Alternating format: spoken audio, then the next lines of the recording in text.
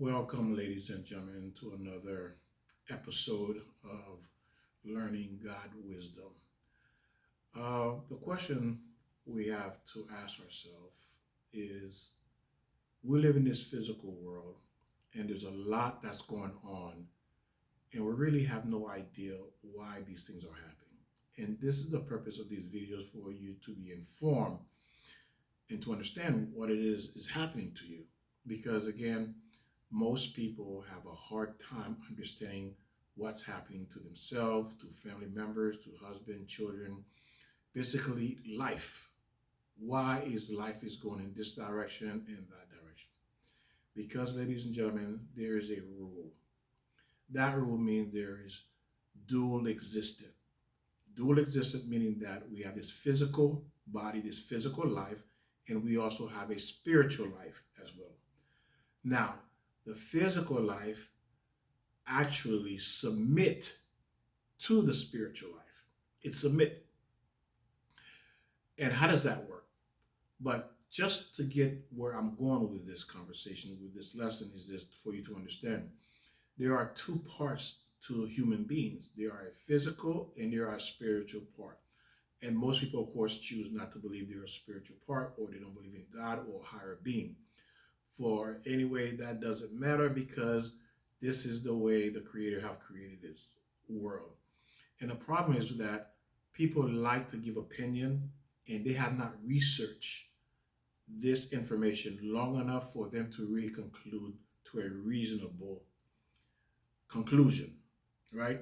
So again, you can't expect to walk, let's say you had to take your child to have a surgery, and then you walk to the doctor's office, and the doctor who has 20 years of experience, and he tells you what's wrong, and automatically you say, you know what, I don't think so. That's not what's wrong with him, blah, blah, and you're ready to walk away. Now, the question is, where did you get that information to make that decision that the doctor doesn't know what he's doing? Unless you yourself is a doctor and have the same amount of years of practice in the same field, in the same area. So again, we have to have information. We have to understand this is the information, and I study this information before I can voice my opinion. So today, to give you a better look of what I'm going to discuss with you today is about children. Why some are good and why some are bad, why some are passive. How did this come about? Well, the first thing, as I started out when I mentioned that we have a dual existence, that means that there's two parts to us. And that part that you don't believe in, which is God, the spiritual, is the one that determines, that actually control what this child is going to be like. Okay? That part of it. So in the Bible, what it says, raise him in my way. God never said, raise your child in my way. Raise him. Well, who's this him? The him he's referring to is the soul he put in that child. You and God are partners to bring children into this world, meaning that you provide the physical body and God provides the soul. Without a soul, the body is dead. The soul is what emanates, that makes the body move, that brings the body to life. Without it, it's gone. So again, when he says that, he's talking about the soul. Remember, you and God are partners. He's a creator. He created us, and you created the body for him to put the soul into. Now, the question is this: what is this soul then? Well, when God created Adam, he created Adam to live for 1,000 years. That was the purpose, for him to live for 1,000 years. At first, before the flood, man was living a long time. Now, imagine you're living 300 years and you're evil. Can you imagine what that means? 300 years of doing evil, an entire generation of people doing evil for 300 years. This is why God really destroyed them, because they were doing evil. You can't allow evil to go on for 1,000 years of existence. So what he did, he destroyed them. And what he has done is taking that 1,000 years and broke it into 10 parts. Okay? So that means reincarnation. The person comes back 10 times. They can live up to 90 years, 100 years, 110, but it gets broken up into where it adds up to 1,000 years. So this is where reincarnation comes from, And this is the reason behind reincarnation, is because we were living too long, and then once you became evil, you're going to be 1,000 years old as an evil individual. That's not going to work. So God broke it up into 10 pieces where men will have limited time, where he will live here to do what he was created to do, why he came into this world. Now, to lead into children. Why some are good, some are bad. Well, remember, when you look at a baby as being born, you have to remember the physical body is the child. The soul that's in the child is not a child, it's an adult. It's a full adult. The problem is we are not aware of what our previous life was, because then that would interfere with what's called our free will. Imagine you came back into this world and you have all your memories of your previous life. Now, for example, let's say you kill a lot of people and now you want to change. Just the thought knowing you've done this horrible crime, how would that affect you now? How would you operate? That would to some degree take away your free will. You probably get depressed, give up, because you realize, hey, there's no way out of this, right? So God took away the memory of the past, of the previous life, and put us back here to do it over again. So this is where children comes in. This is where, for certain people, certain culture, God required them to have a boy and a girl. But the bottom line is he wants us to reproduce. That's why it says go ahead and multiply and fill the world, right? Because why? Because he needs to bring these souls back at least 10 times to fix what they've done in the past. You see that? So that's why he wants us to have children, giving us the desire to have children. Now, the question is now, why he's good and he's not so good. Now, think about a few things I want to say to you now. Imagine now, these people who lived during Noah's age, when Noah was alive, and God destroyed them. Why did he destroy them? Because they were evil. But these people still have to come back again. They have to come back and be reincarnated to undo what they did in the past, because they're given chance. God, and that's the beauty of it. You're coming back here not because of a punishment. He brings you back here, giving you a chance to fix what you did wrong in the past. Before the final 10 reincarnation, where that's it, now you're going to be judged. Either you're going to go to hell or you're going to be destroyed. But God, look how merciful he is. He's given us so many chances to come back into this life to fix what we've done. Now, we're not going to get into the things what we've done wrong and so on. We're going to just discussing children, why they have certain temperament, why some are good and some are bad, and why the purpose of children. This is behind the whole thing, hopefully kind of give you an overview why reincarnation, why we come back 10 times, why these kids are not kids. The body is, and then you are a partner of God, and this is his soul that's in this body that is given you. Now, the way you get certain type of souls, certain type of children, is also based on your behavior. Yes, on your behavior. Think about your credit score, right? What you're able to purchase depends on your credit. Same thing. The type of child you get is based on you. Meaning if you are a decent, modest, caring person, then most likely you have. Now, there's more to it than that, but I just give you some pieces of information to understand why it works this way. Because the problem is people thinking, oh, you're just like your dad, you're just like your mom, can't understand why you're like this, I'm nothing like you. So there's so much that we talk about, wondering why is this child so different from us? It also could be us as well, meaning that we misbehave or did not behave appropriately.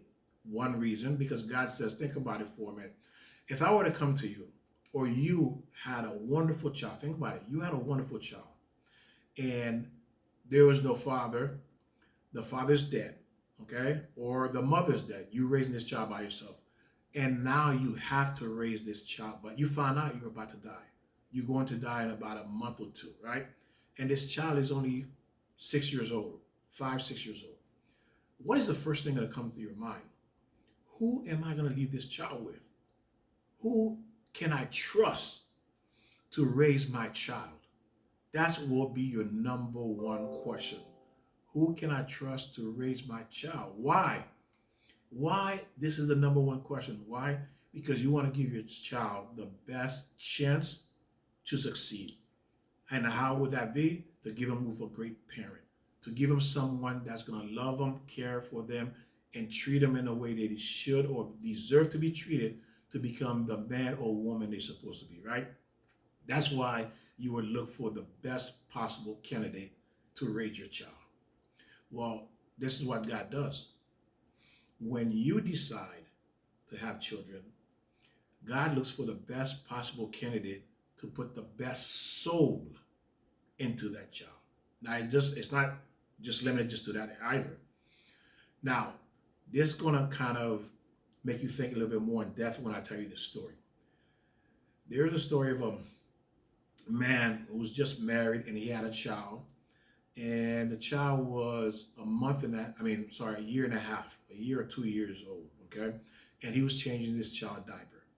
But the man, the father, his father died. His father died. So while he was changing his son said to them, I remember you. I remember I used to do that to you too. So what?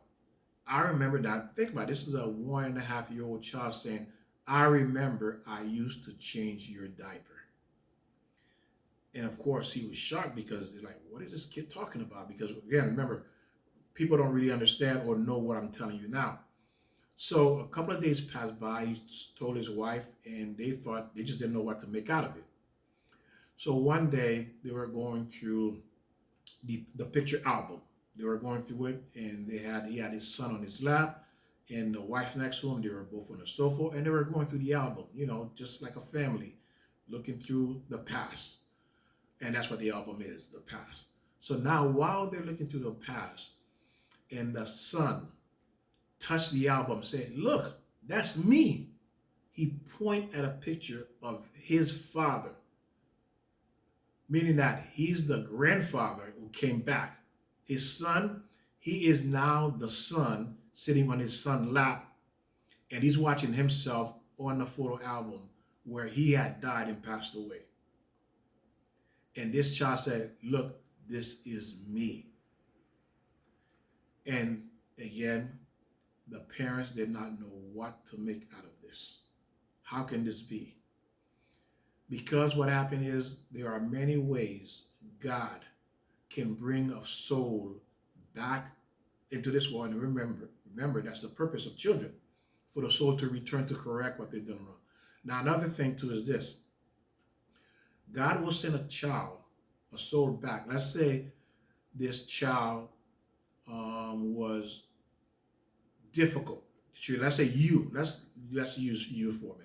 Let's say you were really a problem child to your parents, right? You are a real problem child to your parents. And your parents happened to pass a couple of years ago. And then you had a child, maybe a year or two after they passed away. And your parents will come back and treat you the same way you treated them when they were raising you. Why?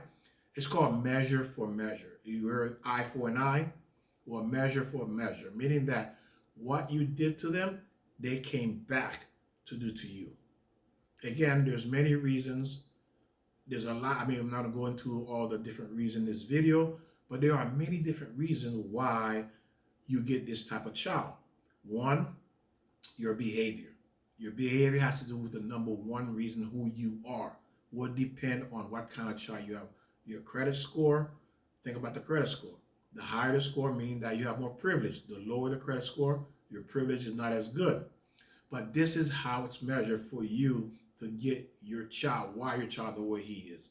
Now, of course, there's other variables that it plays into that, because some are quiet, some people are quiet, some are loud, some could be very nasty, rude, angry people. But again, all depends on who you are now.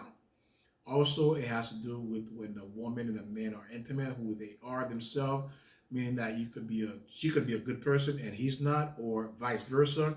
Therefore, you're not going to get a good quality child. You're not. And sometimes you can. It depends, because there's so many different variables that's calculated. God has to calculate to bring this child back into this world. Remember, he has to come back. The soul has to come back to finish what he did not complete in a previous life. Now, of course, reincarnation follows into a lot of different categories. It's just not human only. We don't come back in human only. We also come back as a rock. We can come back as an animal. We can come back as a tree. We can come back almost as anything. Because when you come back as a soul into this different type of object, it is a punishment to that soul. They are suffering. Imagine you come back and you are inside a dog, and you know you are a dog. You can't speak or communicate, but you know you're a dog. If you go back and look at the cat video I made, there is a video I made about the cat reincarnation of a cat, and that will give you more insight to what it means about reincarnation. So reincarnation is just not limited to human beings. You can also be reincarnated into a tree, into a horse, into a rock, into pretty much anything you can come back into, because it's a form of punishment. And also, when you come back into the person that that may have been a parent or a family member, is because something about you as well is why you got this person or this reincarnation back as a child. That becomes your child now. You have to take care of. There was another story I want to share with you before I end. There was this family who could not have children. They could not have children. And they tried for 6 years and they became desperate. So they finally found one child that they needed to be adopted. And of course, the family had become desperate. They wanted a child. It didn't matter. But this child happened to be handicapped. This child was disabled. So this child could not do much for themselves. Okay. This child was almost completely, totally dependent. But because they wanted to have a child, they took the child anyway. So after a couple of years, about a year or two, they realized, hey, this is a lot of responsibility. You know, this is not what I thought it's going to be, to care for a totally dependent child. So they wanted to give that child back, to return the child. So they went and spoke to their high priest to give them advice, should they return this child or not. But before that, the child spoke up. This child, I think, was about 5 years old, somewhere around 5, 6 years old. And the child knew their intention. He knew their intention. They wanted to return them. And the child said this to them: if you return, because this is a reincarnation of a child who they did wrong to. They did wrong to. They had wronged this child in a previous life. So this child came, and this child says, if you return me now, you will never have your own child. You will. So you have to take care of me until I die. Now, this child wasn't expected to live long anyway. But their job, or again, if you look at it, punishment or measure for measure, eye for an eye, told them, if you return me, you will never have children in this lifetime. So you have to take care of me until I die. And sure enough, they took care of this child for another year or two. Of course, because he was disabled. He had multiple issues, medical issues. The child passed away. After that child passed away, immediately the family, the woman became pregnant. She became pregnant. And they were trying for 5, 6 years. She could not get pregnant. After the child died, she became pregnant. So as you can see, there are multi-levels to this reincarnation, to children. Why we have this children or this type of children. There's many, many different factors that God has to calculate for you to have that specific child that you want. So again, ladies and gentlemen, I thank you. Share this video. If you are a Christian and you are watching this video, share this with your Christian friends. I'm making these videos to help out Christianity, people who are believers of God, who are Christian, help them to understand a little bit more in depth what this means, how God is running this world. Again, share this video. If you like it, give it a thumb up, subscribe. And I thank God for this opportunity He's given me to be able to share these videos, His wisdom with you, so we can better understand His world, understand Him, and have a more productive life. Thank you, and God bless. I'll see you next time. Goodbye.